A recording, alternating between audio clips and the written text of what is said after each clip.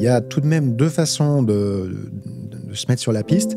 La première, c'est tout ce qui va tourner autour de l'irritabilité, la fatigue, mais en même temps, sans arriver à trouver facilement le sommeil.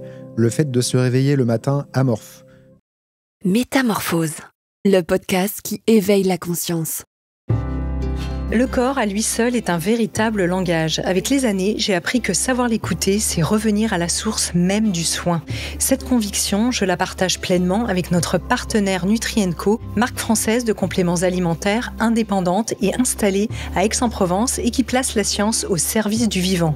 Son exigence, sa transparence et sa pédagogie en font une marque rare, à la fois rigoureuse, fiable et profondément humaine. Chaque complément est formulé de façon à accompagner nos mécanismes naturels à partir d'ingrédients de qualité et d'actifs dont l'efficacité est prouvée. Et comme la transmission fait partie de leur ADN, nous avons enregistré un épisode passionnant avec Édouard Fornas, qui est fondateur de Nutri & Co, pour mieux comprendre l'action des compléments alimentaires et leurs bons usages. En attendant, les amis, je vous invite à découvrir leurs produits et leur philosophie sur le site nutriandco.com. Je vous épelle Nutri, N-U-T-R-I, and co.com. Fatigue, stress, sommeil perturbé, peau moins lumineuse, baisse d'énergie, et si derrière ces signaux se cachait un déséquilibre invisible, un manque de micronutriments essentiels, collagène, magnésium, créatine, 3 mots que l'on voit partout, 3 promesses de vitalité. Mais entre les tendances marketing et les réels besoins de notre corps, comment savoir ce qui est vraiment bon pour nous ? Aujourd'hui, dans Métamorphose, je reçois le fondateur de Nutri & Co, une marque qui s'engage à rendre la micronutrition plus transparente, plus accessible et plus consciente. Dans cet épisode partenaire, nous allons explorer 3 piliers de notre santé cellulaire, le collagène, le magnésium et la créatine. 3 actifs, 3 besoins, 3 chemins vers une énergie retrouvée. Je suis ravie d'accueillir pour la première fois dans Métamorphose Édouard Fornas. Bonjour. Bonjour Anne. Comment ça va ? Super, merci pour ton invitation. Avec plaisir, en pleine forme avec tous ces compléments. Exactement. Voilà. Ouais. Tu prends quoi toi d'ailleurs dans le quotidien ? Tu me posais la question, mais je te la retourne. Moi, globalement, non, si mais tu veux, d'essentiel. Moi, j'ai un socle, si tu veux, auquel je déroge jamais. Collagène, dont on va parler, oméga, magnésium et zinc. Ça, c'est mon quatuor de tous les jours, quoi qu'il arrive. Oui. Et après, en fonction de mes objectifs, de comment je me sens, je vais agrémenter avec d'autres compléments, quoi. Voilà. Alors, tu sais forcément pourquoi je te pose cette question, mais tu as démarré ton entreprise parce qu'en fait, tu t'intéressais passionnément à ces sujets. Tu t'intéressais à trouver de bons produits parce que je crois que tu avais une pratique du sport qui était assez intensive. Tu étais athlète, en fait. Qu'est-ce que tu faisais comme sport à ce moment-là ? J'étais pas athlète de haut niveau, mais on m'avait proposé quand même de quasi passer athlète de haut niveau. Mais pour ça, il fallait que je prenne du poids. Et donc, en fait, à ce moment-là, je me suis mis à la musculation. Sport un petit peu, on va dire, critiqué en Europe. Et j'avais une mauvaise vision de ce sport-là. Mais en rentrant dans ce sport, je m'y suis pris de passion. Et surtout, je me suis intéressé de près à la nutrition. Parce que c'est un sport où la nutrition est extrêmement présente. Et c'est comme ça que je suis rentré en fait dans l'univers de la micronutrition. Parce que même si j'étais en prise de masse, je m'intéressais pas beaucoup à tout ce qui était protéines. J'avais pour objectif d'alcaliniser mon organisme. Et donc, j'étais beaucoup plus proche de tout ce qui allait être magnésium, tu vois, tous ces trucs-là. Voilà. Oui. Donc, c'est comme ça qu'en fait, a démarré l'aventure en fait, de ton entreprise. Tu t'es dit, je trouve pas finalement ce que je cherche sur le marché. Et donc, je vais monter une boîte. C'est né d'un véritable besoin. Exactement. En fait, on était aussi sur un marché où tu avais beaucoup de marques qui parlaient aux prescripteurs, donc notamment aux pharmaciens. Et à ce moment-là, donc, j'avais 29 ans, je m'inscrivais dans une démarche beaucoup plus préventive que curative. Et quand tu es dans la prévention, dans une optique finalement de longévité, tu as besoin de te renseigner pour mettre en place un peu une stratégie de longévité. Et c'est pour ça que j'ai lancé cette marque-là. Je voulais une marque qui soit capable de m'accompagner. Et comme je ne l'ai pas trouvée, je l'ai créée. Voilà. C'était aussi simple que ça. Et comme on disait hors antenne, tu venais d'une famille d'entrepreneurs et donc tu étais déjà tombé dans la marmite c'est ça. De l'entrepreneuriat. J'ai pas eu peur de faire le grand saut. Exactement. Alors quand tu fondes justement cette entreprise, c'est quoi ces critères à ce moment-là pour toi ?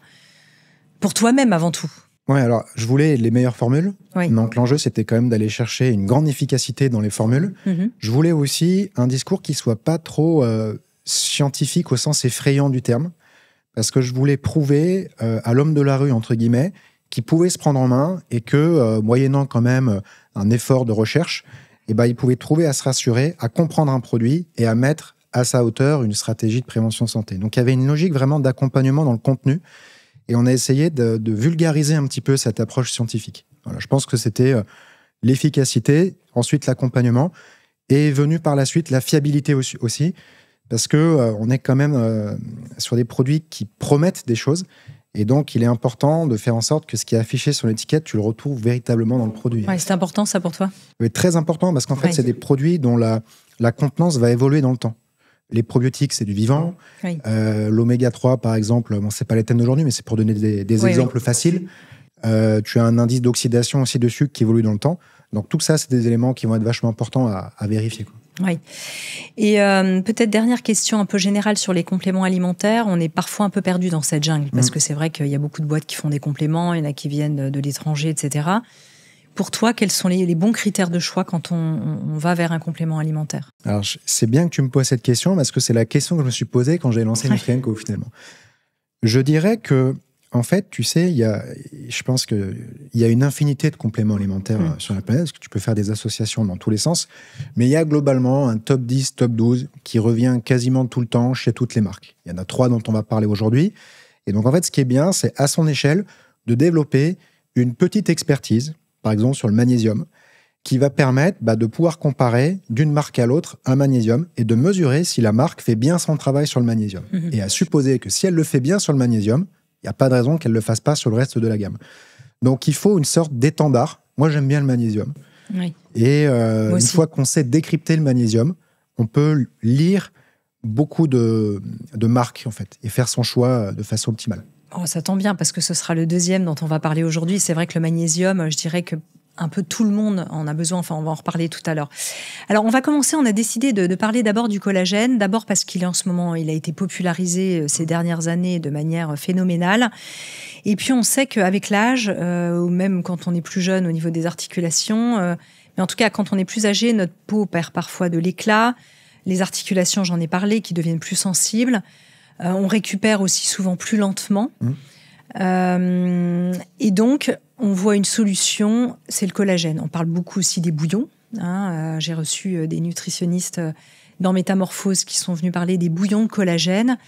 J'avais envie avec toi peut-être un peu en tout cas dans cet épisode, à chaque fois de comprendre la science un peu derrière. Alors je sais que tu n'es pas nutritionniste et que c'est avant tout une expertise qui vient d'une passion. Mais c'est vrai qu'on le présente un peu comme un remède miracle et on sait que les panacées n'existent pas. Est-ce qu'il y a une exagération marketing? Est-ce qu'il répond à ses promesses? Quelle est la réalité scientifique? Et puis peut-être que tu vas aussi pouvoir nous dévoiler d'autres bienfaits, peut-être un peu plus méconnus finalement du collagène. Voilà, alors, ça fait beaucoup de questions en une, mais si on revient sur la première, est-ce que véritablement on a besoin du collagène? Et qu'est-ce que c'est le collagène? Alors, le collagène, c'est une protéine, oui. Et c'est une protéine de structure. C'est la protéine la plus abondante du corps humain, et on pourrait se la représenter un petit peu comme une sorte de charpente. Voilà. Et ce qui se passe, c'est qu'à partir de 25-30 ans, on a une déperdition inéluctable de notre capital collagène. Oui, c'est jeune, à 25-30 ans. C'est ça. Et qui peut s'accélérer par une pratique sportive intensive, également par une exposition au soleil déraisonnée, ou simplement aussi parce qu'on a un patrimoine génétique qui va l'accélérer. Voilà, il y a plusieurs facteurs qui peuvent rentrer en ligne de mire. Et ce qui se passe, c'est qu'aujourd'hui, le collagène à la fois en micronutrition, mais également en cosmétique, est capable, on va dire, de freiner cette fonte inéluctable de notre capital collagène. D'où l'engouement qu'il y a notamment autour de cela. Et derrière, il y a eu une percée scientifique en fait en matière de nutrition santé avec ce qu'on appelle la science des biopeptides, qui est quelque chose de relativement nouveau, encore assez méconnu d'un point de vue aura scientifique. Oui, c'est vrai. Et c'est en fait, la science des biopeptides vient de la connaissance d'un consensus établi, je crois, en 2011. On pourra mettre peut-être en commentaire... Les sources, oui. Voilà, la source. C'est une université néo-zélandaise qui avait fait ce travail-là et qui a démontré que pendant très longtemps, on a pensé que les protéines étaient digérées dans l'intestin en acides aminés. Donc une protéine, c'est un collier de perles et chaque perle va représenter un acide aminé. Et que donc, c'était ces perles qui passaient dans le plasma sanguin. Et en fait, les travaux qui ont été effectués ont démontré qu'en réalité, il y avait environ 10% de la protéine qui ne passait pas sous forme d'acide aminé, mais de peptides. Donc, une association de plusieurs perles. Et ça change beaucoup de choses. parce qu'on s'est posé la question de pourquoi finalement l'organisme a besoin d'absorber à peu près 10% de peptides, et on s'est rendu compte qu'en plus de représenter une brique de fabrication pour des protéines comme les acides aminés, ils avaient la capacité d'émuler, d'exciter une certaine filière. Et en l'occurrence, là, celle du collagène. Oui, intéressant. Le collagène, ce fameux capital dont tu parlais à l'instant, est-ce qu'on a besoin de mesurer dans quel état est notre capital de collagène ou pas forcément ? Non, t'as pas vraiment. Déjà, de toute façon, ça se voit, malheureusement. C'est quelque chose qui se voit. Et je connais pas, en tout cas, j'ai jamais vu ça, d'outils de mesure grand public, je parle. Parce qu'après, dans les études cliniques, bien sûr, bien entendu, ils vont avoir des méthodes spécifiques qui vont être capables de mesurer l'état, en fait, du capital collagène d'un sujet. Alors du coup, si on prend les différents cas, donc je l'ai dit, on l'utilise peut-être pour les tendons, l'anti-vieillissement, on parle de longévité, toi c'est un sujet qui te passionne aussi. Exactement. Les muscles, les os, le microbiote, quel est l'usage, je dirais, le plus frappant en fait du collagène ? Aujourd'hui, je dirais qu'il y a vraiment un consensus scientifique avec des méta-analyses, donc on pourra expliquer ce que c'est que des méta-analyses après, sur les effets au niveau de la peau et des articulations. Et plus spécifiquement, au niveau des articulations, on sait qu'il y a des effets sur les tendons, les ligaments, les fascias, que certains rattachent aux articulations, donc ce qui va couvrir en fait le muscle, et les cartilages. Et ce qu'on sait aussi, c'est qu'au niveau de l'articulation, il y a 2 types de collagène qui vont agir. Le fameux collagène de type 1, qu'on voit parfois sur les étiquettes, mais aussi le collagène de type 2. Donc si on joue la longévité articulaire, il va être très important d'avoir des peptides en fait, de collagène de type 2. D'accord. Alors, on va revenir justement sur les différences entre les collagènes. Mais avant ça, je me souviens que le docteur Charrier, dans une émission, il avait donné cette image un peu du... justement, tu parlais des fascias à l'instant, du collagène, comme si c'était un espèce de tissage, une espèce de toile d'araignée, en fait. Ouais. C'est comme ça qu'on peut se le figurer ? Ouais, moi, j'aime bien l'image de la charpente. Ouais. Mais effectivement, la toile d'araignée, c'est tout à fait possible. Effectivement. Et en plus, on voit bien l'effet cassant de la toile d'araignée est peut-être plus parlant que l'effet cassant d'une charpente. Donc, on va pour la toile d'araignée. Avec ce côté un peu blanc, un peu filandreux, et un peu tissulaire, comme ça, c'est ça. Alors, si on parle des différentes qualités de collagène, des différents types, même tu parlais de type 1, type 2, comment s'y retrouver ? Comment savoir qu'on choisit le bon collagène ? Et de quelle origine il vient ? Est-ce que c'est d'origine animale ? Dans les bouillons, si on fait des bouillons à base d'os, forcément, il va être d'origine animale. On sait qu'il y a aussi du collagène d'origine végétale. Est-ce que tu peux nous éclairer un peu sur tout ça ? Alors moi, j'ai jamais vu. On n'y voit pas très clair. Non, j'ai jamais vu de collagène végétal. Oui. Ce qu'il faut bien comprendre, c'est que, alors après, je prétends pas avoir la vérité absolue et la connaissance parfaite. Donc, on vous dirait en commentaire si c'est une erreur, mais on a quand même pas mal potassé le sujet chez Nutri & Co. Le collagène est une protéine du règne animal. Donc, quand vous voyez collagène végétal, c'est bien souvent de la glycine, qui est l'acide aminé libre le plus abondant des peptides de collagène. Mais la problématique, c'est que la glycine, on le disait tout à l'heure, en tant qu'acide aminé libre, ne peut pas forcer spécifiquement la filière du collagène. Contrairement à une glycine qui va être prise dans un peptide avec d'autres acides aminés qui vont être spécifiques, par exemple une triplette, glycine, proline, hydroxyproline, qui va être spécifique du collagène. Elle ne peut être utilisée que dans la filière du collagène. Voilà. Et après, moi je dirais que la source, que ce soit bovin, marin, porcin, honnêtement on s'en moque. Il n'y a pas de véritable différence à ce niveau-là. Ce qu'il faut savoir, c'est qu'on a les collagènes dits hydrolysés, qui sont en fait des peptides de collagène, là où on va retrouver ce dont on a parlé tout à l'heure, tous les avantages des biopeptides. Oui. Et on a également les collagènes, la protéine de collagène intègre. Ça existe aussi, ça peut être intéressant pour justement aller jouer sur l'inflammation de l'intestin, un sujet que je maîtrise moins. Oui. Qui a un impact sur le microbiote, etc. Voilà. Et donc, je pense que dans les bouillons, c'est aussi des protéines intègres qu'on va trouver. Parce que ce qu'il faut savoir, c'est que le collagène, en tant que protéine intègre, c'est une protéine qui est très grande. L'unité de mesure de la taille des protéines, c'est les Dalton. Elle fait 300 000 Dalton. Et à titre de comparaison, je sais que tu as reçu des spécialistes de protéines. La protéine de whey, je ne sais pas si tu vois ce que c'est, oui, tout à fait. Elle fait 20 000 Dalton, à peu près.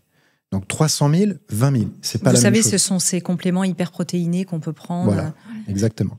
Et donc en fait, ce qui se passe, c'est que quand on envoie un collagène en protéines intègres, il va pas avoir pour objectif d'être absorbé à 100%. Il va avoir pour objectif d'aller jouer sur l'inflammation intestinale. Donc ça, c'est une voie possible. Et les meilleurs produits pour cela, c'est tout ce qui va être issu des coquilles d'œufs. D'accord. Et ensuite, il y a les collagènes hydrolysés, les biopeptides. Et là, on va vraiment jouer, non pas sur l'inflammation et un instant donné, mais on va jouer sur, comme objectif, c'est comme une crème anti-rides, si tu veux. C'est apporter un substitut, enfin pas un substitut, mais un complément pour fabriquer plus de collagène et pour émuler la filière collagénique de sorte que la déperdition de collagène soit plus lente. Je ne sais pas si je suis assez clair. Mais donc, voilà globalement ce qu'on peut dire. Et après, il y a 28 types de collagène en tout, donc ça fait beaucoup. Mais ce qui est intéressant, c'est qu'il y a un consensus scientifique que sur le type 1 et le type 2. Tout le reste, pour le moment, je dis bien pour le moment parce que ça peut bouger, c'est marketing. Par exemple, on voit beaucoup de promesses sur les cheveux. On sait qu'il y a un collagène de type 5 qui a un lien avec le cheveu, mais pour le moment, scientifiquement, on ne sait pas pourquoi, on ne sait pas l'expliquer, etc. Voilà. Donc moi, je dirais type 1, type 2 quand on est sur de l'hydrolysé, et surtout issu de coquilles d'œufs quand on joue la protéine intègre pour l'inflammation intestinale. D'accord. Donc là, il faut que ce soit bien marqué sur le paquet. Oui, idéalement. Type 1, type 2, c'est ça ? Exactement. Et hydrolysé. Et idéalement d'avoir le nombre de Dalton. Ça, on pourra y revenir, mais c'est important. À moins que tu aies envie de le développer maintenant. En fait, le nombre de Dalton, ça va. Aujourd'hui, la plupart des collagènes. C'est marqué sous quelle forme d'ailleurs ? Dalton, c'est marqué soit sur le verso, soit sur le recto. D'accord. Aujourd'hui, c'est quand même quelque chose. Tu sais, à chaque fois, sur les compléments alimentaires, tu vas avoir 2-3 données un peu standards qu'on va retrouver sur toutes les étiquettes de toutes les marques qui vont proposer soit un collagène, soit pour le magnésium, ce sera des datas différentes, mais pareil, etc. Donc là, en l'occurrence, ça va être type 1, type 2, les Dalton. Il y a un nouveau truc qui est en train d'arriver, c'est la teneur en biopeptides. Ça, il y a très peu de marques qui sont capables de le faire, enfin très peu d'ingrédientistes qui sont capables de le faire. Donc ça, c'est bien si on a l'indication. C'est bien si on a l'indication parce que c'est sérieux. Et il y a un autre élément qui va être important, c'est ce qu'on appelle le trademark. Oui. Le trademark, c'est un ingrédientiste qui a globalement investi dans un tiers de confiance qui vient lui valider l'ensemble de ses déclarations, de ses données chiffrées, etc. Ça, c'est quand même vraiment intéressant. Il existe plusieurs trademarks. On pourra mettre une liste en commentaire. Nous, on utilise notamment Naticol pour le type 1, Cartidis pour le type 2. Il y a Verisol, il y a Peptan, il y en a plein d'autres. Mais ça, vraiment, j'insiste pour les consommateurs, c'est un gage de confiance et de qualité. Oui, c'est un tiers qui vient regarder ce qu'on fait. Donc ça, c'est important pour les véganes. Est-ce qu'il existe un type de collagène ou justement non, pour les raisons que tu as évoquées avant ? Alors, en fait, d'ingérer de la glycine, ça va quand même, il y a quand même une part de cette glycine qui va être utilisée pour la filière collagénique, mais on ne va pas pouvoir la forcer et l'émuler. Donc, c'est mieux que rien. Mais malheureusement, à ce niveau-là, on n'est pas égaux. Voilà. Par contre, pour les végétariens, on peut prendre la forme, mais c'est plus pour le microbiote, comme tu disais, avec les coquilles d'œufs. Oui, exactement. D'accord, donc ça peut être intéressant aussi. Et sachant quand même que quand tu ingères une protéine de collagène qui fait 300 000 Dalton, tu as quand même une partie, même si elle est résiduelle, qui s'absorbe dans le plasma sanguin. Mais elle est pas aussi importante que quand on voit des peptides. D'accord. Tout à l'heure, tu disais que ce soit porcin, bovin ou autre, marin, ça n'a pas vraiment d'importance. Est-ce que ça a de l'importance quand même au niveau de la qualité, dans le sens où ça dépend de si ces animaux ont été élevés sous forme d'antibiotiques ou autre? C'est un peu pointu comme question, mais bon. Non, mais justement, je pense que là-dessus, c'est le choix appartient à chacun. C'est sûr qu'il y a des problématiques un peu éthiques aussi derrière. Oui. Il existe des filières, par exemple pour les coquilles d'œufs, qu'on a pas mal étudiées aussi pour les filières. T'as tout et son contraire. En France, t'as une start-up, un ingrédientiste qui s'est lancée, dont j'ai oublié le nom, mais on la mettra en commentaire aussi. Ça fait pas mal de choses à mettre en commentaire. Attention, parce que les articles sur les plateformes, ils sont très courts. Bon. YouTube, on a de la place. On mettra sur YouTube. Et eux, en fait, ils fonctionnent en circuit court, c'est-à-dire qu'ils récupèrent toutes les cases d'œufs dans les fermes en fait, de poules de France. Donc là, c'est pas mal. Mais tu as d'autres marques qui vont chercher des résidus de coquilles d'œufs au fin fond du Brésil. C'est moins traçable. Donc là, chacun fait un peu son choix. Il y a eu un scandale il y a longtemps, pas en France, aux États-Unis, sur le collagène bovin, mais médicaments, injectés en gel à la suite d'opérations, etc., qui avaient provoqué des allergies. Donc c'est vrai que suite à cela, aux États-Unis, le marin a fini par dominer le bovin. Mais moi, à titre personnel, ce que je veux dire, c'est que d'un point de vue efficacité, il n'y a pas de différence. Donc ensuite, c'est un choix éthique qui appartient à chacun. Et à la limite, le consommateur a qu'à demander à sa marque une transparence sur sa filière. Quoi. Donc toi, tu recommandes de le prendre, de faire plutôt sous forme de cure, le collagène, ou le prendre, pourquoi pas, tout au long de l'année, quand on est en phase plutôt soit de vieillissement, soit problème articulaire, ou le cas du microbiote, tu as dit que tu le maîtrisais moins, mais en tout cas, dans ce cas-là. Pour ce qui est des collagènes hydrolysés, donc les peptides de collagène, je recommande de le prendre comme une crème anti-rides toute sa vie à partir de 25-30 ans. Et après, on peut doser. C'est-à-dire que souvent, on a la question, tu sais, en service client de Nutri&Co, mais quel est le bon dosage de collagène ? Là, et je suis content parce que je sais que tu vas être réceptive à ce que je vais énoncer, il faut savoir s'écouter. C'est-à-dire que si globalement, tu n'as pas de douleur et que tu es simplement dans une optique de longévité, de prévention santé, quand tu as un collagène à 2000 Dalton, tu prends 5 grammes par jour, c'est suffisant. Maintenant, si tu es sportif de haut niveau et que parfois, sur tes phases de récupération, tu as des petites douleurs, rien de grave, tu vois, mais tu sens quand même des petits trucs, etc., voilà, tu peux monter à 7,5, 8. Et après, si tu as des douleurs, tu vas pouvoir monter à 10. Ouais, sous forme de cure à ce moment-là. Voilà, exactement. Plus ponctuel, en cure d'attaque. Oui. Mais ce qu'il faut bien comprendre, c'est que chez nous, on n'a jamais poussé à la surconsommation. Et moi, je pense que 5 grammes de collagène de type 1, c'est largement suffisant. Et sur le type 2, c'est 500 mg. D'accord. Intéressant en tout cas, quand on est en période type andropause chez les hommes ou ménopause chez la femme, c'est pareil, c'est des moments où on sait qu'on peut avoir des douleurs articulaires, la peau vieillit plus vite. Donc là, on peut augmenter un petit peu les dosages. Oui, c'est une très bonne remarque. Et d'ailleurs, sur le sujet de la créatine, on va en parler aussi. Oui, complètement. En réalité, c'est vrai que plus on avance en âge, plus on pourrait augmenter la dose. Et il y aurait peut-être un travail à faire dessus, de réfléchir à la dose optimale en fonction de l'âge. Mais là-dessus, je n'ai pas de données. Et la problématique des études cliniques, c'est qu'en fait, elles sont toujours faites dans une approche curative, avec des populations, par exemple, qui ont des douleurs articulaires, etc. Donc, c'est ça aussi qui est un petit peu difficile à intégrer en nutrition, c'est qu'on est à 70-80% sur des sujets de prévention, mais que les travaux cliniques, les travaux scientifiques se font sur des protocoles de curation. Oui, c'est intéressant. Et tu vois, il y a un moment, il y a aussi une croyance à avoir, c'est que si d'un point de vue curatif, ça fonctionne, il n'y a pas de raison que d'un point de vue préventif, ça ne fonctionne pas en anticipation. Il n'y a pas d'effet secondaire connus aujourd'hui ou d'effet délétère du collagène ? Non, sur le collagène, il n'y en a pas. Il n'y en a pas. Alors maintenant, est-ce que tu es d'accord qu'on s'intéresse à notre deuxième actif, à moins que tu aies encore quelque chose à rajouter ? Alors, on en a parlé, peut-être faire la précision sur les produits cosmétiques.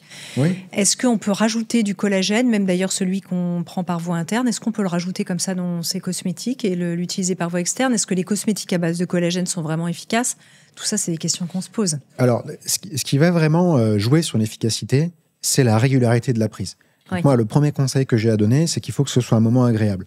Si tu es en micronutrition, il faut que, si tu le prennes sous forme de gélules, il faut en prendre beaucoup quand même, parce qu'on est à l'échelle du gramme, mais il y en a qui le tolèrent. Il faut que ce soit agréable. Si tu le prends en poudre, il faut que ce soit un moment agréable. Et pareil pour une crème. Si tu passes en crème, il faut que ce soit agréable. Donc déjà, la première chose, c'est ça. Ensuite, en cosmétique, il y a des résultats aussi. Pareil, on est sur les biopeptides. Ça s'absorbe bien. La seule problématique pour moi de la cosmétique, c'est que ça va être extrêmement localisé. Donc, tu ne vas pas avoir un effet de halo qui va, si tu veux, arroser tout ton organisme. Oui, si tu mets sur le visage, ça aura un effet sur le visage. Exactement. Oui. Ok. Est-ce qu'il y avait autre chose que tu avais envie de rajouter peut-être sur le collagène ? Non, voilà, je pense que mon premier conseil, c'est vraiment, il faut que la routine soit agréable. Donc, optez avant tout sur un collagène plaisir. D'accord. Un collagène plaisir. Alors, ça veut dire différentes formes en termes de galénique aussi ? Oui, c'est ça. Alors, nous, tu vois, on a pléthore de goûts. Oui. On a chocolat, pêche, vanille. Bon, chocolat, les gens pourront aller voir sur le site Nutri&Co. Il faut que ça se mélange bien. Typiquement, les poudres de collagène, et toutes, se mélangent mal dans l'eau très froide. Donc, par exemple, quand tu es en hiver et que tu veux te faire le petit cocktail un peu sympa pour se rafraîchir, il vaut mieux mettre ses glaçons dans un second temps. En été, tu veux dire ? Pardon, j'ai dit hiver. En été d'hiver. C'est lapsus. En hiver, j'ai rarement envie de me faire un petit cocktail glacé, là. Voilà, mais tu m'as compris. Et donc, dans ce cas-là, je vais recommander de mettre les glaçons après. Donc, vraiment, moi, j'insiste là-dessus de plus en plus. Le côté fonctionnel, le côté plaisir, c'est le plus important. Et après... Alors là, tu me fais plaisir en disant ça, parce que moi qui avale très peu les gélules, je cherche en fait aussi des boîtes, enfin des entreprises comme la tienne qui font sous forme de poudre. Alors, il y a des gens qui détestent que c'est compliqué, mais ou des gélules qu'on puisse ouvrir très facilement, tu vois. Le problème de la gélule, et là, il faut quand même que les consommateurs soient un peu méfiants, c'est que sur un collagène de 2000 Dalton, qui est le collagène globalement qui domine aujourd'hui, il faut quand même monter à 5 grammes. En taille standard de gélule, ça fait, si je ne dis pas de bêtises, entre 8 et 10 gélules. C'est quand même conséquent. Ouais, ça valait 8 à 10 gélules. Ouais. Voilà, c'est quand même conséquent. D'où l'intérêt de passer en poudre. Ouais. Il y a les collagènes de 1000 à 500 Dalton qui sont en train d'arriver, qui vont permettre de descendre à 2,5 grammes pour aller chercher l'efficacité sur un type 1. Et donc là, on pourra descendre sur la gélule, mais ça fait quand même près de 5 à 6 gélules à prendre. Enfin, 5 gélules à prendre. Donc ça reste des quantités importantes. C'est pour ça que moi, je suis quand même plutôt partisan soit de la poudre, soit des shots. Enfin, après, il y a plusieurs... des formats liquides. Exactement. Ok, on aime bien ce collagène. Tiens, je t'ai pas posé une question. Est-ce qu'il y a des choses qui le potentialisent, le collagène, avec qui il aime bien être associé? Ouais, c'est une bonne question. Alors, on cite beaucoup la vitamine C. Oui. Qui est effectivement un cofacteur, mais bon, qui n'est pas cofacteur de la vitamine C, moi j'ai envie de dire. C'est ça. Donc moi, je te donne mon avis. Oui.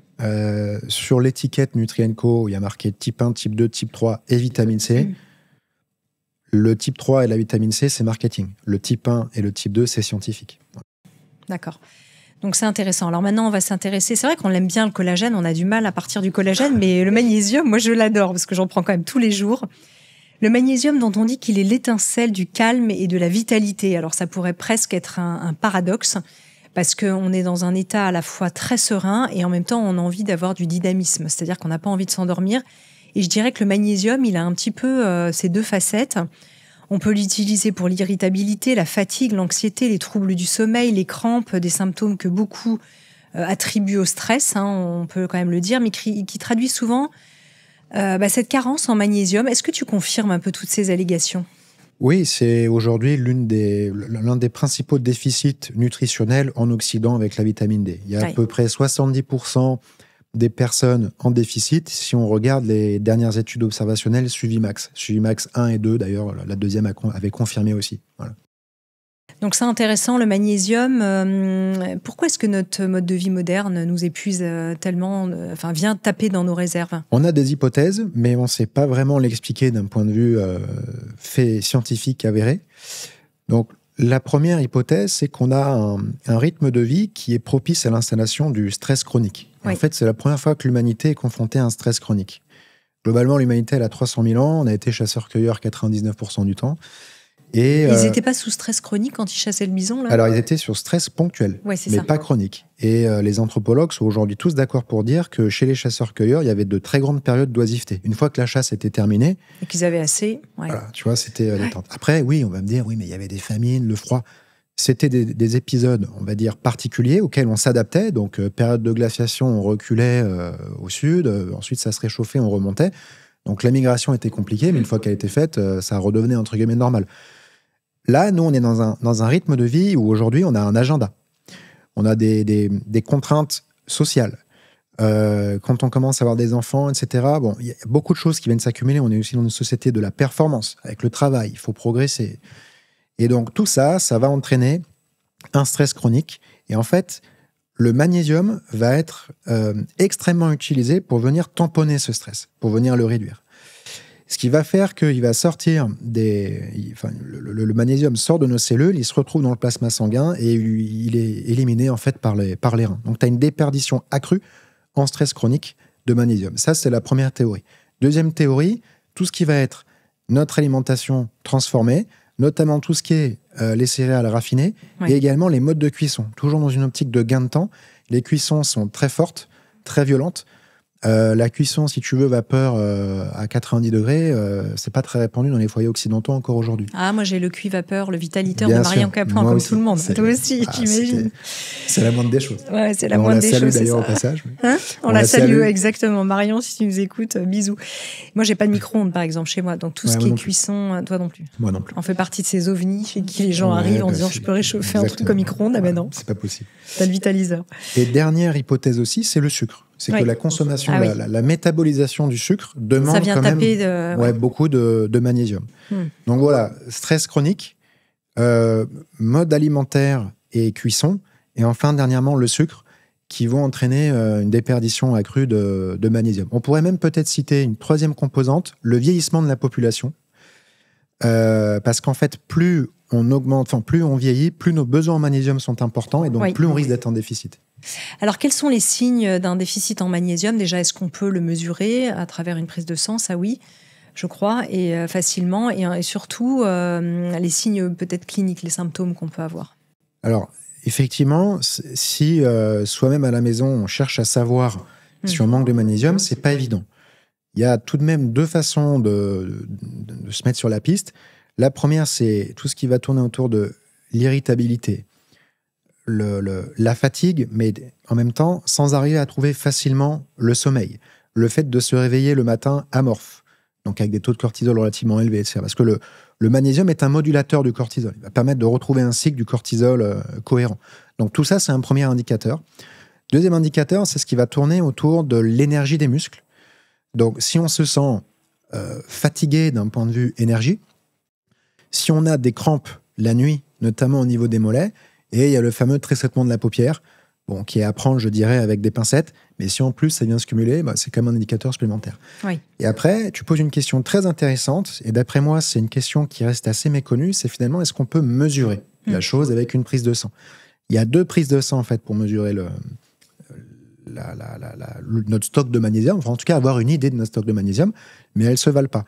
Il y a la prise de sang classique, c'est-à-dire mesurer le magnésium qui est dans le plasma sanguin. Oui. Et ça coûte pas cher et globalement, on peut l'avoir assez facilement quand on va faire une prise de sang. Mais ça ne donne pas une indication sur le stock. Et donc, en fait, ce qu'il faut savoir, c'est qu'il y a moins de 1% de notre stock de magnésium qui est dans le plasma sanguin. Donc, que t'en aies ou que t'en aies pas, ça ne veut pas dire grand-chose. C'est un peu comme avec le fer, avec l'hémoglobine, il y a un mécanisme un peu de cet ordre-là. Oui, parce la consommation et le stock. Exactement. Oui. La seconde analyse, plus chère, elle vaut, je crois, dans les 100 € quand même, donc c'est pas négligeable et non remboursé. Ça peut être intéressant de la faire quand même au moins une fois dans sa vie. C'est l'analyse érythrocytaire du magnésium. Donc globalement, regardez dans les globules rouges s'il y a du magnésium ou pas. Parce que typiquement, si t'es pas stressé, si tu as des stocks de magnésium qui sont bien remplis, et que tu regardes, si tu trouves du magnésium dans le plasma sanguin, tu n'en trouveras pas. Il n'y a pas de déperdition particulière, etc. Tu vois, en tout cas, tu n'en trouveras pas en excès. Et à contrario, c'est dans la cellule qu'il faut aller regarder. Alors, il y en a beaucoup qui disent, oui, mais c'est pas parce que tu as du magnésium dans les globules rouges que tu en as partout ailleurs. C'est vrai, c'est une bonne objection. C'est déjà un premier indicateur. Si tu n'en as pas dans les globules rouges, ça va être intéressant de te supplémenter déjà pour refaire tes stocks au moins dans les globules rouges. Voilà. Alors, où est-ce qu'on en trouve d'ailleurs dans l'alimentation du magnésium ? Parce que tout à l'heure, à propos du collagène, je parlais des bouillons. Oui. Mais le magnésium, alors évidemment, on pense toujours tout de suite au chocolat, aux amandes, aux oléagineux, c'est à pas tout mal. Ce qui est vert, légumes verts. Tu en as énormément dans les fromages à pâte dure, le Beaufort, etc. Beaucoup dans la spiruline, beaucoup dans les sardines. Je crois que c'est les 3 ingrédients qui vraiment dominent, mais de façon écrasante, le reste des autres aliments. Et ensuite, tu as les oléagineux, notamment les noix. Tu as le chocolat, mais entendons-nous, c'est chocolat très concentré en chocolat. C'est plus de 70%. Voilà. Et après, sinon, on va en trouver à peu près partout, mais dans des quantités tellement infimes que c'est pas forcément suffisant. Oui, en tout cas, je ne les citerai pas comme source particulière pour essayer de restaurer ces stocks. Oui.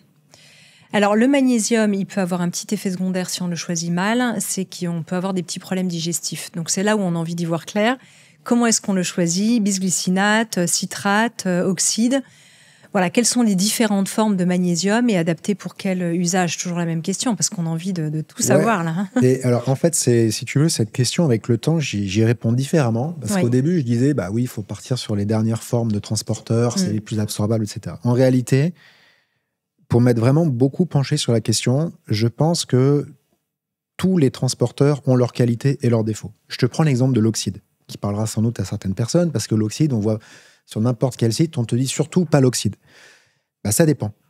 Si par exemple, tu prends du magnésium sous forme d'électrolyte, dans un litre d'eau que tu vas boire tout au long de la journée, aucun souci de prendre de l'oxyde de magnésium.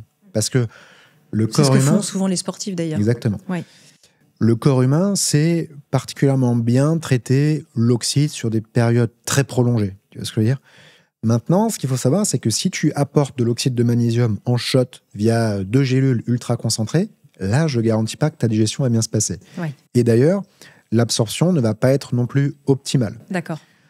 Donc, tu vois, c'est pour te donner quand même un peu des nuances à ce niveau-là. Après, il y a 3 grandes familles de transporteurs. Il y a la première famille à laquelle appartient l'oxyde ou le magnésium marin, qui est globalement un nom un peu marketing pour dire oxyde. Ensuite, tu as une deuxième famille où tu vas avoir ce qu'on appelle les sels organiques. Donc, on a greffé en fait au ion magnésium un acide aminé généralement ou un composé organique qui va permettre d'augmenter son absorption, qui va permettre aussi d'être bien toléré dans l'intestin, mais qui a un défaut, c'est que la teneur en magnésium élément, donc en quantité de ion magnésium, est beaucoup plus faible que la première génération.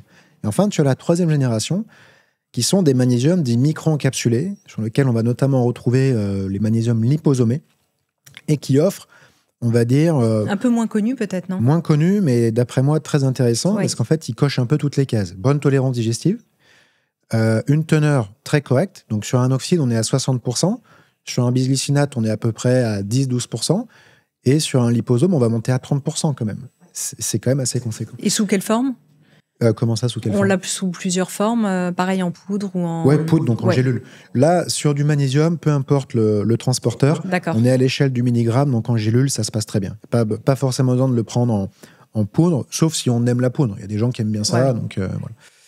Et nous, notre philosophie chez Nutri&Co, c'est de dire que finalement, la meilleure formule est sans doute d'associer plusieurs transporteurs, parce que tu vas jouer sur des canaux d'absorption différents. Tu prends l'exemple du bisglycinate. Il est intéressant parce que, en plus de jouer sur les canaux ioniques, qui sont les canaux traditionnels d'absorption du magnésium, où tu es en compétition avec le calcium et le calcium gagne toujours, il va jouer sur un autre canal qui est le canal peptidique. Le même canal dont on parlait, enfin le même type de canal que là où... Pour le collagène. Exactement. Où tu as les peptides qui passent également. Le fameux collier, là. Parce que bisglycinate, 2 glycines, 2 acides aminés reliés. Donc, c'est un petit peptide, en fait. Dans lequel Nutri&Co devrait faire un jeu. Dis-moi. Le jeu de comprendre tout ça, parce que c'est passionnant. Parce que, non, pas forcément le Tetris, mais un jeu de société pour comprendre, en fait, toutes ces alliances. Ouais, c'est une bonne idée. Tu me donnes des bonnes idées, là, tu sais, de jeux un peu concours aussi sur le réseau et tout. Ça peut être une bonne idée. Ouais. Parce que c'est intéressant, parce que finalement, on révise un peu nos cours de chimie quand on fait ça. Et toi qui avais fait pas du tout des études de nutrition, tu maîtrises ça absolument par cœur. Et en fait, quand on voit ces associations et de ce que ça fait dans le corps, on comprend mieux en fait pourquoi on prend cette forme-là. Là, on comprend bien en fait. Exactement. Ouais. Et alors, passons mon idée non, mais de jeu là. C'est intéressant, tu vois, ça me donne une idée parce qu'on fait un calendrier de l'après sur les réseaux. Donc, on pourrait faire un truc autour de ce jeu-là. Tu m'as donné l'idée. L'équipe retiendra. Mais donc voilà, nous, ce qu'on pense, c'est que plus tu associes de transporteurs différents, notamment de la 2e et de la 3e génération, parce que ce qu'il faut savoir, c'est que quand on parle de magnésium en complément alimentaire, on parlera rarement, tu sais, d'un électrolyte que tu vas prendre sur toute la journée. On a l'image de la gélule ou de la cuillère de poudre que tu vas ingérer en une fois. Donc on est plutôt sur ce que moi j'appelle un shot de magnésium. Et donc on va oublier l'oxyde. Mais tu vois, nous, on a une formule avec bisglycinate, malate et liposome. Et donc, on joue sur plusieurs canaux d'absorption. Ce que tu disais, c'est intéressant, ça. Et en fait, ça permet d'améliorer l'observance, c'est-à-dire la routine. Parce que souvent, on te dit, oui, mais le magnésium, il faut prendre une gélule le matin, une le midi, une le soir. Il n'y a rien de mieux pour éclater la routine de la personne. C'est super dur à suivre. Si tu peux tout prendre d'un coup... C'est hyper contraignant. Voilà, si tu peux tout prendre d'un coup, c'est idéal. Donc, nous, on a joué sur une formule multi-canaux d'absorption. Et plutôt quoi, le soir, du coup? Tu le prends quand tu veux, en fait. Tu vois, non, mais je dis ça parce que souvent, les gens qui ont des problèmes de sommeil se disent si je prends le magnésium le soir, oui, c'est vrai que ça va me servir de relaxant un peu. Et c'est une remarque très pertinente parce que tu as un effet direct du magnésium, contrairement au collagène. Le collagène, il faut quand même... on n'en a pas parlé de ça. Mais le collagène, c'est vrai, on a oublié d'en parler. Globalement, c'est... J'avais dans mes questions la durée de... à partir de quel moment on a l'effet. Collagène, globalement, quand tu regardes les cliniques, entre 3 et 6 mois. 6 semaines. 6 mois. Ah oui, t'es d'accord. plutôt en mois, quand même. T'es plutôt en mois. Donc, on est vraiment sur tu sur vois la dimension longue, préventive, quand même. Le magnésium, c'est instantané.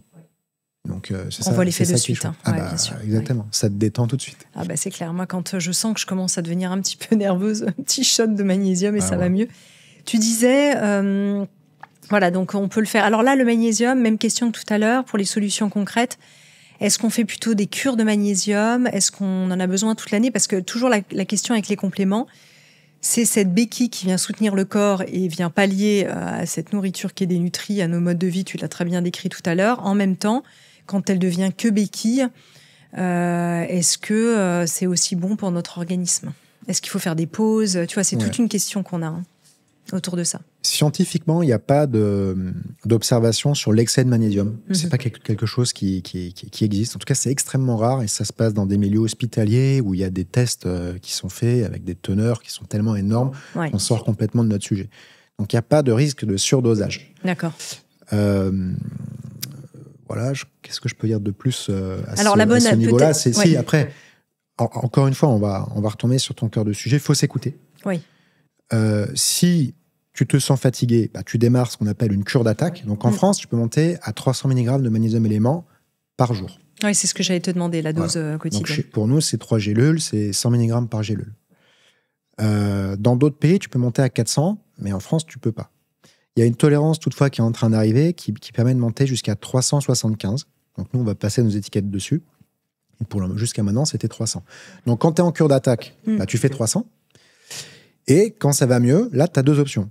Soit tu arrêtes et tu te rends compte qu'avec ta diète, ton régime alimentaire au quotidien, tu arrives à avoir quand même un tapis qui te permet de maintenir tes réserves, sans forcément les reconstituer, mais au moins les maintenir. Soit tu te rends compte que ta diète n'est pas suffisante, et dans ces cas-là, tu peux garder en fait une cure de réserve. Donc par exemple, descendre à 100 mg ou 200 mg. Moi, c'est ce que je fais. Et ce qu'il faut savoir aussi, c'est qu'on est inégaux d'un point de vue génétique. Tu as des personnes qui ont tendance à moins bien stocker le magnésium dans leurs cellules. Et donc, ces personnes-là, et malheureusement, ça, le test génétique, c'est très compliqué. Donc, bien sûr, tu sais pas forcément. Donc, c'est pour ça qu'il faut s'écouter. Et puis, tu peux avoir une bonne diète, comme on disait tout à l'heure, mais avoir un tel niveau de stress dans ton quotidien que tu viens taper dans ton capital très vite, quoi. Tu peux avoir aussi la sudation, si tu fais beaucoup de sport. Oui. Donc, tu vois, moi, par exemple, je cours... C'est une fuite de... Je cours 3 fois par semaine. 3 fois, en été, par exemple, je perds 1 litre d'eau. Là, je monte à 400 mg même. Voilà. Ça, faut pas le dire, normalement, mais... Non, mais moi, j'ai rien entendu. On n'a pas entendu. Ensuite, vous respectez les normes. Après, les gens, s'ils sont conseillés par un professionnel de santé, Exactement. C'est un peu différent. Respecter ce qu'il y a sur les étiquettes. Exactement. Alors, même question que tout à l'heure. Avec quoi le magnésium aime-t-il être associé? Je pense par exemple à la B6. Alors, sur la B6, encore une fois, moi je te donne mon avis très franc. Je pense que c'est un petit peu marketing. D'accord. C'est-à-dire qu'en fait, oui, c'est un cofacteur du magnésium. C'est un cofacteur notamment dans les réactions biochimiques dans l'organisme. Il intervient dans près de 350 réactions enzymatiques. Oui. Mais il n'y a pas que la B6. Il y a d'autres vitamines du groupe B. Tu vois ce que ou même des neurotransmetteurs. Je pense à l'association GABA-magnésium, par exemple. Oui, exactement, c'est ça. Et après, tu vas avoir au niveau de l'absorption. Parce qu'il y en a beaucoup qui disent, oui, mais la B6, elle est bien pour l'absorption. C'est vrai, mais dans des quantités tellement énormes qu'on est sur le registre de la mégadose. Et moi, je ne le recommande pas. Et de toute façon, les formes modernes de transporteurs de magnésium ne nécessitent pas de vitamine B6 pour potentialiser son absorption. D'accord. Donc voilà, je dirais que ça, c'est plus marketing qu'autre chose. D'accord, mais c'est intéressant de le savoir. Autre, peut-être... association qui est assez positive. Alors, il y a la taurine, dont on peut aussi parler. Alors, la taurine, c'est vrai qu'on l'associe à une marque que je déteste, no offense, mais elle n'est pas utilisable que dans ces cas-là. Surtout qu'en fait, c'est un sédatif. Oui. C'est juste qu'on l'a trouvé dans la salive du taureau à la fin du 19e siècle, je crois, et donc on lui a donné ce nom de taurine. Mais déjà, ce qu'il faut savoir, c'est qu'on en produit tous en nous. Malheureusement, parfois dans des quantités pas suffisantes. Et ça va être intéressant de venir se supplémenter. La seule problématique, c'est que, donc oui, c'est un cofacteur du magnésium, puisque ça va permettre de garantir un meilleur stockage dans la cellule. Donc là, c'est le top. Mais la problématique, c'est qu'on n'est pas sur la même échelle en termes d'efficacité. Le magnésium, on est en milligrammes. La taurine, on est en grammes. Et on l'a vu tout à l'heure, quand on est en grammes, passer sur de la gélule, c'est très compliqué. Donc moi, j'aurais tendance à recommander de prendre une formule de magnésium plutôt en gélule, et d'apporter en soutien un sachet de poudre de taurine, ou alors, le cas échéant, avoir une poudre de magnésium avec la taurine dedans. Mais il y aura beaucoup plus de taurine que de magnésium. Ouais, mais alors dans ce cas-là, la taurine, est-ce qu'on peut le prendre le soir? Parce que qui dit taurine, on a l'impression qu'on va partir toute la nuit en boîte de nuit. C'est une idée reçue, ça. Ouais, c'est une idée reçue. C'est un sédatif, en fait. Donc, c'est pas du tout... C'est un sédatif, tu sais ce que tu dis à l'instant. Donc ça, c'est intéressant. Est-ce qu'on a autre chose à dire sur le magnésium? On a dit personnes stressées, les sportifs, période de fatigue chronique. Voilà, qu'est-ce qu'on peut mettre en place peut-être comme routine simple? On a parlé de l'alimentation, peut-être en conclusion sur le magnésium, à moins que tu aies des choses à rajouter dessus. Sur les routines, moi je recommande de toujours prendre ces gélules au même moment dans la journée. Moi je sais que je le fais le soir, c'est mon rituel. Oui. Il faut instaurer des rituels. C'est un produit qui se propose généralement plutôt en gélule. Nous, on va aussi sans doute finir par le proposer en poudre. Parce que, merci. Thank God. Non, je le ferai pour toi, si tu veux. Ah ouais, volontiers, parce que moi, je peux pas la gélule. Alors, c'est vrai que... c'est quelque chose qui se développe. Surtout que c'est bon, ça a un goût qui est assez doux, le magnésium. C'est assez agréable. Après, il y a une problématique de dosage quand même, donc vis-à-vis des étiquettes, etc. Il faut faire attention, et donc c'est ce qu'on est en train de regarder, nous, pour voir comment présenter les choses à ce niveau-là. Mais effectivement, c'est très pratique. Après, tout dépend de comment tu as ta routine. Si ta routine, c'est un shaker ou une boisson, mettre par exemple son collagène et ensuite sa cuillère de magnésium, ça passe, tu vois ce que je veux dire? C'est ça. Donc, ça dépend un peu des routines. Moi, je sais que j'ai les deux. Ouais. Donc, que ce soit ou l'un ou l'autre, ça ne me dérange pas. Mais il y en a qui sont plutôt gélules et qui n'en démordent pas. Et d'autres comme toi qui sont plutôt poudre. Voilà. Moi, je suis poudre et liquide. Et alors, moi, j'ai tu sais, les petits mousseurs de lait là, très fins. Très bien. Ouais. Et donc, forcément, je me mets mes petites poudres et puis je fais mon petit cocktail. Et pour que ce soit bien dissous, je fais avec le petit shaker et ça marche très bien. C'est top, ça. Et j'en ai, je les trimballe avec moi. Je mets ça même dans la valise. C'est parfait. Génial. Les petits mousseurs de lait. Très bien. Donc le magnésium, on rappelle, vraiment quand même très utile. On est souvent carencé, tu le disais, c'est un peu comme la vitamine D. C'est un peu s'il y avait deux grandes familles dans lesquelles on est très carencé, sont ces deux-là. Et maintenant, on va parler de la créatine. Alors la créatine, l'image qu'on en avait un peu plus autrefois, c'est il faut la prendre de manière un peu en vigilance et c'est surtout réservé aux sportifs. Alors de plus en plus. Maintenant, on en parle pour les femmes, on en parle en période de ménopause. On voit qu'il y a une fonte musculaire qui est importante au moment de l'effondrement des hormones, oestrogènes, progestérone. Et donc, on est revenu quand même ces dernières années sur cette vision erronée un petit peu de la créatine. Mais du coup, on a vraiment envie de savoir et de démêler le vrai du faux. Alors, pour rappeler, on dit que c'est quand même le carburant de la vitalité cellulaire. C'est vrai qu'elle a souffert, je disais, d'une mauvaise réputation, un dopage, muscles gonflés, etc. Est-ce que c'est une image qui perdure encore aujourd'hui? Est-ce qu'il y a un peu de vrai, tu vois, si tu dois nous démêler tout ça? Non, c'est sûr que ça change. Déjà, sinon, on n'en parlerait pas ici. Oui. C'est vrai que la créatine a longtemps été attachée à l'univers de la musculation. Oui, les bodybuilders. Voilà. Et on en parlait, et tu sais que en Europe, on a une mauvaise image de la musculation, notamment de la façon dont elle se pratique aux États-Unis. En tout cas, on avait. Les choses évoluent quand même. Absolument, tout à fait, oui. Les choses évoluent. Mais c'est vrai que c'est un sport qui a été touché par le dopage. Et surtout, c'est un sport où le dopage était finalement peu tabou. Parce que tu as d'autres sports qui sont touchés par le dopage, mais c'est tabou, on n'en parle pas. Donc là, il y avait une sorte de consensus à dire, oui, ils sont dopés. Et finalement, le consommateur lambda avait du mal à dire quel produit participe au dopage et quel produit ne participe pas au dopage. Donc je pense que la créatine a longtemps subi un petit peu cette image de produit dopant. L'association, quoi. Voilà, ce qu'elle n'est pas du tout, parce que ce qu'il faut savoir, c'est qu'on produit tous de la créatine en nous. On a à peu près 50% de la créatine qu'on utilise, qui est fabriquée par notre organisme. Et le reste qui vient de l'alimentation, des produits animaux aussi, encore une fois. C'est pour ça d'ailleurs que les études cliniques sont souvent, pas uniquement, mais réalisées sur les populations véganes, parce qu'elles vont très bien réagir, étant donné qu'elles n'ont pas les apports protéiques. Exactement. Alors du coup, sur la créatine, même question que tout à l'heure. Est-ce qu'on a des études, d'abord peut-être récentes, sur le sujet? Donc ça serait intéressant.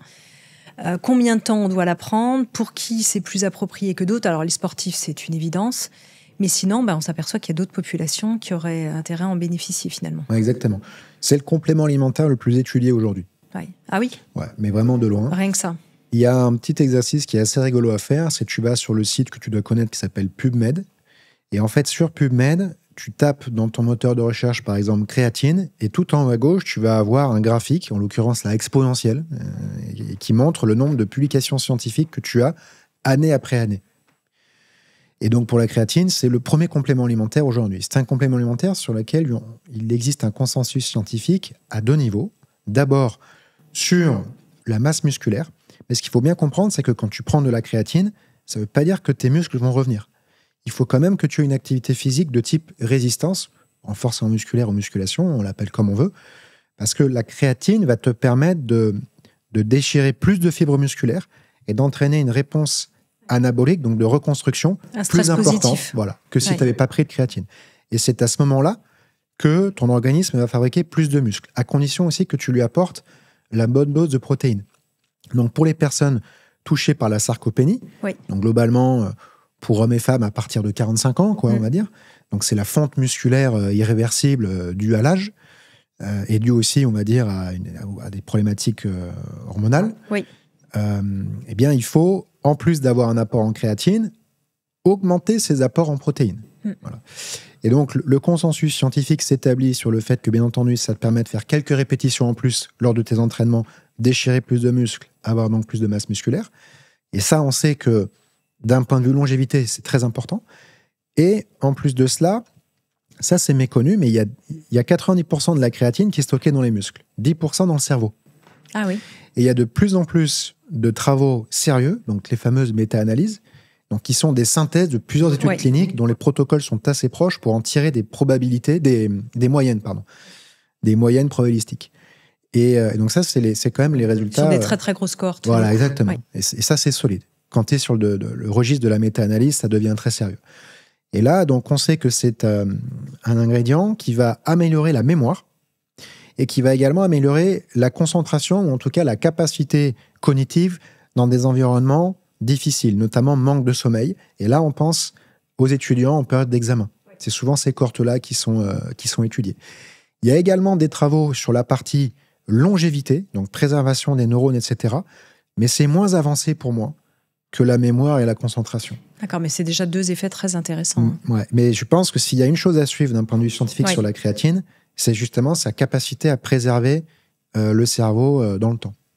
Quand tu auras du nouveau de ce côté-là, tu nous feras signe et puis tu viendras nous en reparler. Avec plaisir. Que c'est vrai que c'est vraiment intéressant de suivre les études, les méta-analyses dessus. La créatine, on la trouve comment à l'état naturel ? En fait, principalement dans la viande, dans les poissons, dans les œufs. Je n'ai pas les quantités exactes en tête, mais c'est pour ça qu'on le disait tout à l'heure, les véganes vont avoir... ils partent avec un cran de retard à ce niveau-là. Donc ça va être très intéressant pour eux de se supplémenter. Et je les invite à regarder un peu ce qui se passe sur PubMed, parce que les études cliniques qui portent sur des cohortes véganes ont toujours des réponses plus importantes que les cohortes non véganes. C'est ça qui est intéressant. Mais alors du coup, c'est une créatine qui est de quelle origine ? Synthétique. D'accord. Ah oui, d'accord. Aujourd'hui, on sait la synthétiser. Ils n'ont pas de problème d'origine animale. Non, alors après, il y a un label qui existe qui s'appelle Créapure, qui est une créatine qui est produite en Allemagne et qui a une pureté exceptionnelle, 99,99999. Bon, tu peux jamais avoir 100% parce que la machine de détection ne descend pas à l'échelle 0. C'est celle que vous utilisez, vous ? Oui, c'est celle qu'on utilise. Bon, globalement, de toute façon, moi, je recommande, que ce soit chez nous ou ailleurs, je recommande à tous les consommateurs de l'utiliser. Pourquoi ? Parce que c'est...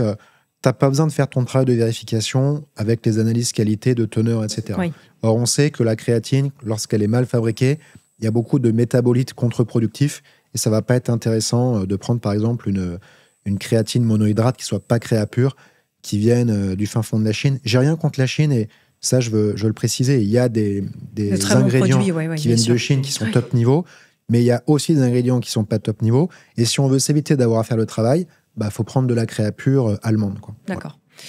Donc c'est bien de bien voir marqué Créapure dessus. C'est une forme d'ailleurs de label ou c'est simplement indiqué ? C'est un label. C'est un tiers de confiance, comme les traits de marque que j'ai cités tout à l'heure sur le collagène. La créatine, même question un peu pour le magnésium ou le collagène. Est-ce qu'on connaît un peu notre carence ou pas du tout ? Ou de toute façon, on n'est pas vraiment carencé puisqu'en fait, on va fabriquer sans arrêt. C'est pas le même processus en réalité. Oui, c'est une bonne remarque. On n'est pas carencé. Et globalement, il existe deux approches en fait deux protocoles. C'est ce qu'on appelle le protocole de charge, qui correspond pour moi plus à des sportifs qui découvrent la créatine et qui veulent aller très vite, puisque là, on parle d'ingérer 20 à 25 grammes de créatine par jour, mais ça peut provoquer des désagréments digestifs. Donc, il faut espacer ces prises en 4 à 5 fois. Ça commence à devenir quand même assez lourd. Mais dans ce cas, on va saturer ses réserves en à peu près une semaine, 7 jours. Donc, ça peut être intéressant si, par exemple, vous êtes sportif de haut niveau, votre dernière commande de créatine s'est perdue, vous ne l'avez jamais trouvée, vous avez une compétition super importante. Voilà. Mais sorti de ça, moi, je recommande le protocole classique, 3 grammes de créatine par jour, pour les sportifs. Et quand on commence à lutter contre la sarcopénie et donc qu'on joue sur la masse musculaire pour sa longévité, pour moi, c'est vraiment essentiel d'avoir son apport de créatine de 3 grammes par jour. Attention, on parle bien de créatine, pas de créatine monohydrate. C'est 3,4. On est sur Créapure. Voilà, c'est 3,4 de créatine monohydrate, donc 3 de créatine. Oui. Et d'avoir aussi un apport en protéines. En protéines à côté. Ouais. Et là, je vous renvoie à l'épisode avec Coralie Costir, et très récent, sur les protéines d'origine végétale, animale, etc. Donc ça, c'est intéressant parce que la sarcopénie, donc ça veut dire qu'on prend, pour les personnes qui sont dans ce cadre-là, on prend toute l'année ces 3 grammes. Oui, c'est ça. Ou c'est sous forme de cure? Alors, c'est une bonne question. Aujourd'hui, tu as un peu les deux approches. Ça va dépendre quand même beaucoup de ta pratique musculaire. Ça va dépendre beaucoup de ce que tu manges aussi. Donc, si par exemple, tu as tendance à vite faire du gras, ce ne sera pas la même chose qu'une personne qui ne va pas faire du gras et qui doit juste garder sa masse musculaire. Donc, je vais te faire une réponse un peu de Normand. Il n'y a pas de réponse, en fait. Ça, encore une fois, il faut un peu s'écouter. Moi, je pourrais te donner mon cas. Je sais que j'ai, par exemple, tendance à ne pas stocker de gras. Oui. Et je sais que quand je vais arriver sur les 45-50 ans, il va falloir que je me batte pour garder ma masse musculaire. Donc, je pense que je vais prendre ma créatine toute ma vie à partir de 45 ans. 45-50 ans, ça dépend aussi un peu de... Voilà. Comment tu te sens, ouais. Voilà. Mais tu vois, oui. Une personne, je pense, qui a des problématiques plutôt où elle va prendre du gras, si elle fabrique du muscle, le muscle va prendre le dessus sur le gras. Et en fait, le métabolisme lent, le muscle va brûler beaucoup de calories aussi. Je pense que tu n'es pas sur la même équation. Et donc là, peut-être que d'avoir des cures simplement pour monter au niveau de musculature que tu veux et ensuite la maintenir simplement par l'alimentation, ça peut être cohérent aussi. Oui. Ce que j'entends quand même, mais tu vas me dire si je suis dans le vrai, c'est que quand on fait plutôt de la muscu, des activités de musculation, la créatine a un meilleur effet que si on fait des sports d'endurance, ou c'est faux? Ah oui. Tu dis quelque chose de très vrai, c'est que la créatine est faite pour des exercices, donc j'en parlais tout à l'heure, de résistance, donc de renforcement musculaire. On est sur la filière anaérobie alactique, et donc c'est là où on a un débit d'ATP, donc d'adénosine triphosphate, le plus élevé. C'est là où on est le plus fort, mais ça dure très peu de temps. Voilà. Et l'avantage de se supplémenter en créatine, c'est que la créatine va venir recycler le métabolite de l'ATP pour refaire très rapidement de l'ATP. Ce qui n'est pas le cas sur les 2 filières suivantes. Oui, sur tout ce qui est endurance, etc. Voilà, l'anaérobie lactique et l'aérobie. Alors, sous quel délai on peut commencer à avoir des effets justement de la créatine sur l'aspect, en tout cas, musculaire? C'est 4 à 8 semaines. En fait, dès que tu satures tes réserves, plus tu as de réserves, plus tu vas aller chercher 2-3 reps de plus à la fin, et donc tu vas détruire plus de muscles, tu te sentiras plus fort. Oui. Est-ce qu'il y a des contre-indications? On a parlé un peu du ventre, mais là, c'était des cas particuliers sur des doses un peu extrêmes. Mais à part ça, est-ce qu'il y a des contre-indications? Pour les reins, oui. Il y a une vraie contre-indication. Donc, c'est-à-dire que si on a une problématique rénale avérée, et encore une fois, je dis avérée, c'est pas juste tu as un peu de créatinine en trop, parce que souvent, quand tu fais beaucoup de sport, tu es sur la borne haute, tu sais, quand tu vas faire tes prises de sang de la créatinine, ça compte pas. Là, on est vraiment sur un déficit de fonction rénale avérée. En dehors de ça, les recos classiques, femme enceinte, demander conseil à son médecin. Adolescent, pour moi, il n'y a pas besoin. Et par contre, personnes âgées qui, on n'est pas dans les 45-50, mais plutôt les seniors plus, on va dire un peu plus vers le grand âge, est-ce qu'ils auraient intérêt à prendre de la créatine? S'il y a, encore une fois, couplé à cela, une augmentation des apports en protéines et un minimum, je dis bien un minimum, on n'est pas obligé d'aller à la salle et de soulever des poids, ça peut être des exercices à la maison, même pour les personnes d'un âge assez avancé, mais de résistance. Oui. Voilà. Il faut un exercice. Donc là, il faut les adapter en fonction de l'âge. Bien sûr qu'à 80 ans, on ne va pas faire la même chose que quand on a 20 ans. Mais il faut vraiment... en tout cas, si on veut jouer la masse musculaire. Après, bien entendu, pour la partie cognitive, non, on peut en prendre juste comme ça. Il n'y aura pas de souci.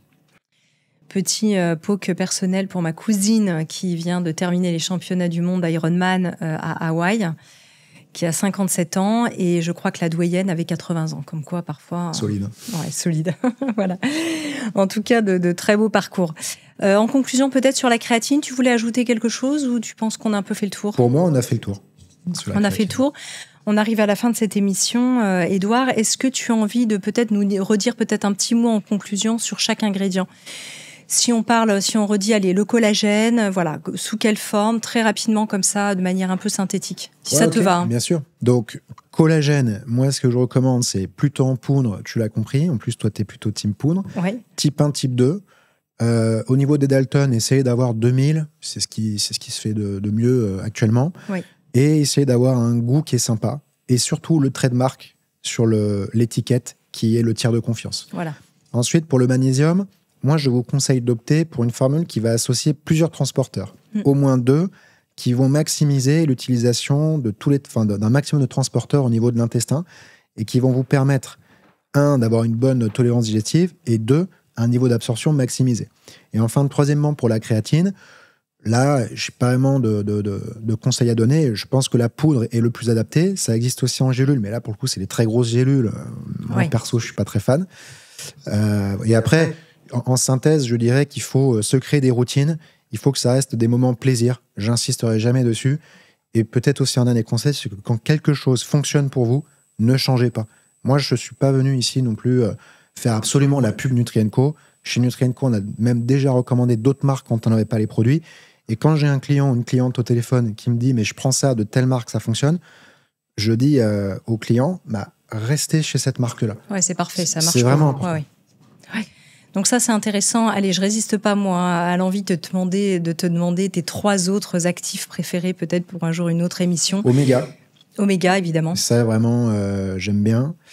Probiotiques, je trouve que c'est quand même... Et associé aux fibres, c'est quand même un... Alors, surtout les fibres, d'ailleurs. Maintenant, je pense que je suis devenu plus fibre que probiotique. Ouais, on parle les fibres arrivent en force, là, en ce moment. On parle de plus en plus des fibres. Je suis vraiment très, très friand de ça.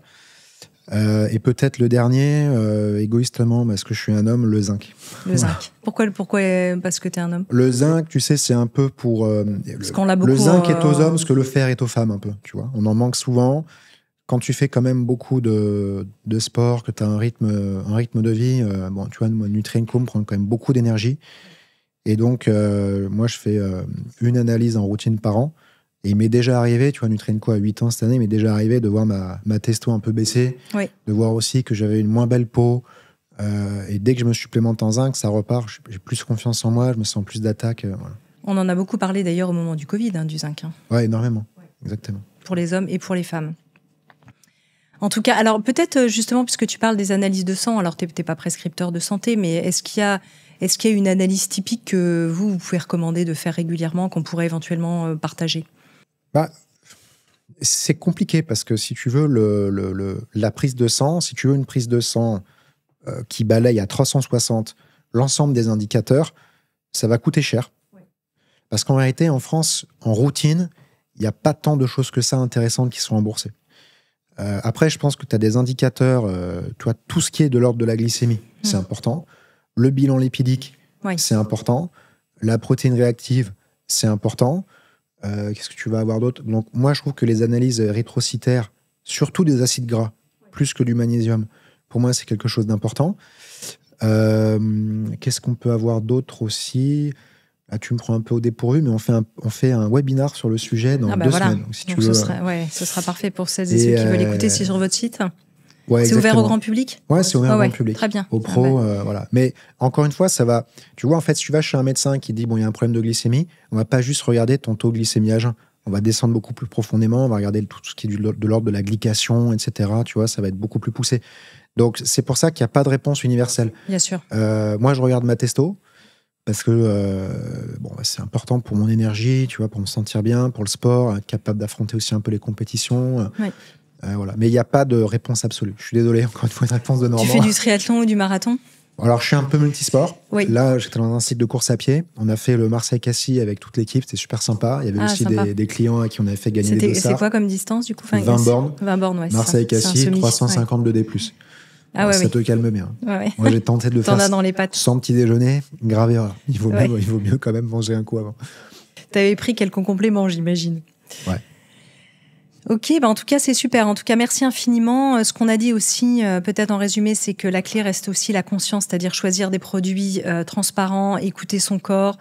Tu l'as dit, voir déjà ce qui fonctionne bien, on le garde, chercher la cohérence plutôt que la performance. C'est-à-dire qu'on peut être dans une recherche de performance, mais si elle est cohérente, parce que sinon on repart dans un autre stress mental qui est pas bon non plus.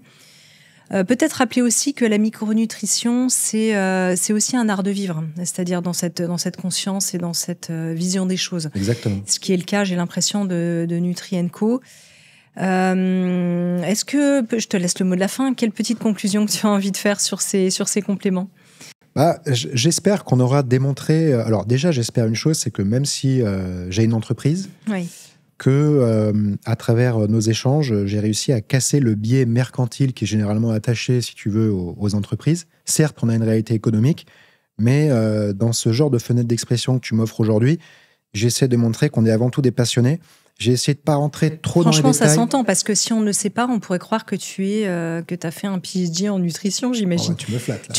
Non, mais c'est vrai, tu es formé quand même, tu es très bien formé. Je suis passionné. Oui. Et j'ai d'autres personnes... Mais maintenant, tu as des certificats autour de la micronutrition. Ouais, j'ai des ingénieurs, des docteurs et tout, tu vois, dans l'équipe, donc ça aide. Mais voilà, ce que je voulais démontrer, c'était qu'on est avant tout une marque de passionnés. Il en existe d'autres, et je suis très content d'avoir pu m'exprimer pour présenter notre travail et notre passion. Merci beaucoup, en tout cas, merci infiniment à toi. Merci pour ta passion qui est communicative, et puis surtout, c'était très clair. Moi, j'ai beaucoup apprécié cette clarté. Ça permet de bien comprendre sous quelle forme, pour quel usage, dans quelles circonstances. Donc, merci infiniment, Édouard Fornas, pour cet échange. Ton engagement aussi à travers Nutri & Co. Vous êtes installé, je crois, dans le sud de la France. C'est ça. Et pour ne rien louper des activités de Métamorphose, inscrivez-vous à notre newsletter sur le site Métamorphose Podcast.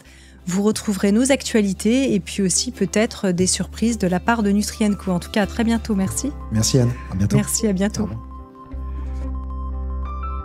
Si vous avez aimé ce podcast, n'hésitez pas à lui donner 5 étoiles sur Apple Podcast et surtout abonnez-vous pour ne manquer aucun épisode. Découvrez mes invités en avant-première sur Instagram à l'adresse Métamorphose Podcast et abonnez-vous aussi gratuitement dès maintenant à la newsletter Métamorphose pour être au courant de nos conférences, ateliers et de nos dernières actualités. Pour ça, rendez-vous sur notre nouveau site www.métamorphosepodcast.com. Métamorphose, le podcast qui éveille la conscience.